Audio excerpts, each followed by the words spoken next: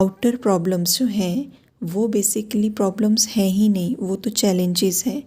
अगर मेरे अंदर मेरी इनर पावर ग्रेट होगी, मेरे अंदर की शक्ति ज़्यादा होगी, तो मैं इन बाहरी आने वाले चैलेंजेस को फेस कर सकती हूँ बहुत आराम से, इस तरह से कि उनका प्रभाव मेरी मेंटल स्टेट पे ना आए। लेकिन होता क्या है, जब भी बाहर का कोई चैलेंज मेरे पास आता है तो उस चैलेंज को देख के मैं अपने अंदर बहुत सारी कॉन्वर्सेशन करती हूँ। अपने अंदर मैं तरह तरह के विचार पैदा करती हूँ कि ये कैसे हो गया, ऐसा तो होना नहीं चाहिए था, मैं तो इसके लिए प्रिपेयर नहीं थी, अब ये मेरे बारे में ऐसा सोच रहे हैं। तो बाहर से सिचुएशन आना और बाहर से अनएक्सपेक्टेड चीज़ें आना ये नेचुरल है, ये होगा। लेकिन जब वो चीज़ मेरे पास आती है उस समय मैं क्या कर सकती हूँ उस चीज़ के लिए, वो मेरी इनर पावर डिसाइड करती है।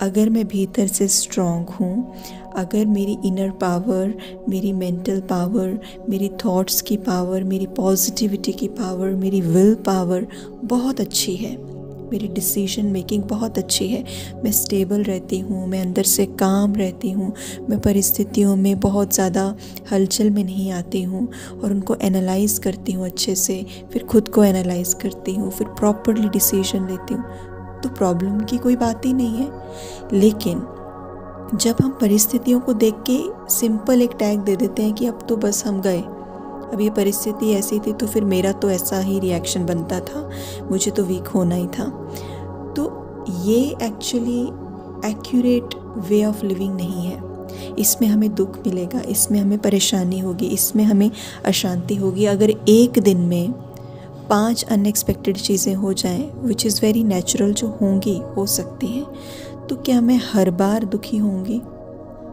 तो इसीलिए बाहर जो सिचुएशंस आती हैं, जो बाहर के चैलेंजेस हैं, जो बाहर की प्रॉब्लम्स हैं, ऐसा नहीं है कि उनसे डील नहीं किया जा सकता।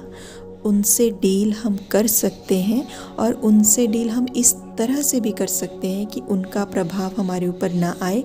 लेकिन जो व्यक्ति, जो आत्मा, जो बीइंग, जो मैं हूँ, अगर मैं उस समय स्टेबल हूँ, अगर मैं उस समय पावरफुल हूँ, तो बाहरी बातों का इम्पैक्ट मेरे ऊपर नहीं आएगा।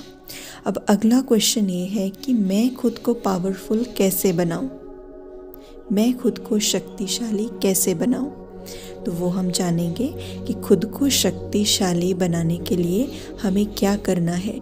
लेकिन उससे पहले आज जो हमारी डिस्कशन हो रही है उसमें ये जानना ज़रूरी है कि बाहर से चीज़ें आएंगी, बाहर से सब कुछ होगा, लोगों के ओपिनियन भी हमारे लिए बदलेंगे, लोगों का व्यवहार भी बदल सकता है और बाहर से डिफरेंट अलग अलग वैरायटी सिचुएशंस भी आ सकती हैं, चैलेंजेस भी आ सकते हैं।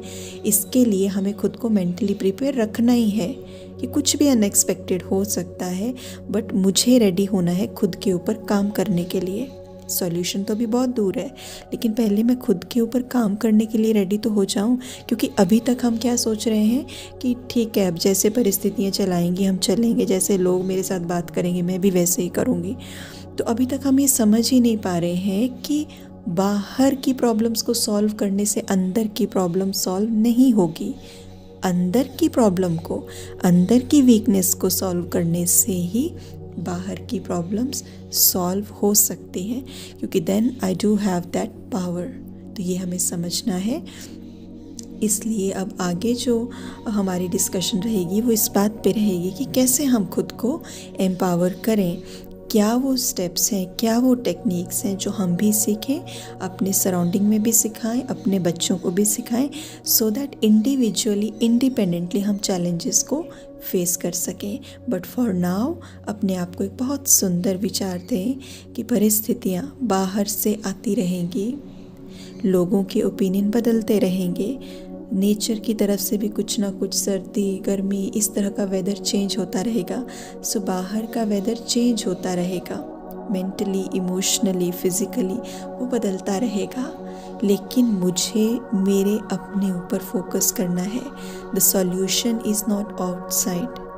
मुझे अपने को कन्विंस करना है कि जो सॉल्यूशन है, जो प्रॉब्लम का हल है, वो बाहर नहीं है, वो मेरे अंदर है। इसलिए मुझे अपने भीतर की तरफ मुड़ना है। तो इसीलिए एक बहुत सुंदर लाइन है कि अगर प्रॉब्लम देखनी हो कि क्या है तो भी एक शीशा लीजिए और उसमें देखिए कि प्रॉब्लम जो है वो कहाँ आ रही है, और अगर उस प्रॉब्लम का सॉल्यूशन चाहते हैं कि वो किस व्यक्ति के पास है तो उसके लिए भी शीशा देखें। तो प्रॉब्लम और सॉल्यूशन एक ही व्यक्ति के पास है। तो इसलिए आज दिन तक हमने उस मिरर में हमेशा प्रॉब्लम को ही देखा, आज हम खुद को सॉल्यूशन के रूप में देखेंगे। ओम शांति।